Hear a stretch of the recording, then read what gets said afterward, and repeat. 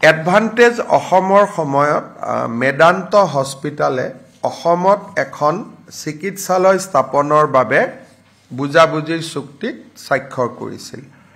আজি কেবিনেটে তেওঁলোকৰ যিটো ইনভেষ্টমেণ্ট প্ৰপ'জেল আছিল 800 crores 800 কোটি টকা তেওঁলোকে গুৱাহাটীত ব্যয় কৰিব।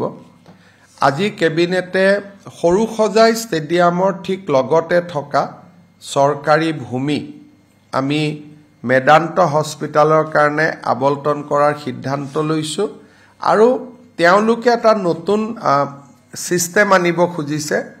সন্মুখত মেদান্ত হস্পিটাল থাকিব, লগত 100খন প্ৰসূতি আৰু শিশুৰ হস্পিটাল থাকিব আৰু লগতে এখন 5 ষ্টাৰো বহাব, যাতে বাহিৰৰ পৰা মেডিকেল টুৰিজিমৰ কাৰণে যদি বাহিৰা ৰাজ্যৰ পৰা কোনোবা আহে যাতে 5 ষ্টাৰখনতে তেওঁলোকে থাকিব পাৰিব আৰু ট্ৰিটমেণ্ট ল'ব পাৰিব।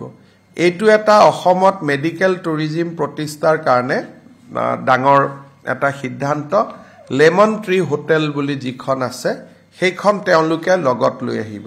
500 বেডেড হস্পিটাল হ'ব, 100 বেডেড মাতৃ আৰু প্ৰসূতিৰ হস্পিটাল হ'ব আৰু লগতে লেমন ট্ৰী এখন তেওঁলোকে হোটেলো স্থাপন কৰিব আৰু টোটেল 2700 স্থানীয় নিযুক্তি হ'ব।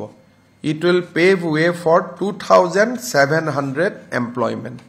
এই গোটেই তেওঁলোকৰ লগত আজি আমি ইনভেষ্টমেণ্ট যিখন আমাৰ উদ্যোগ বিভাগে এম্পাৱাৰ্ড কমিটিৰ জৰিয়তে কৰে সেই ইনচেন্টিভ লেণ্ড এলটমেণ্ট এই গোটেইখিনি আজি আমি মঞ্জুৰি দিওঁ।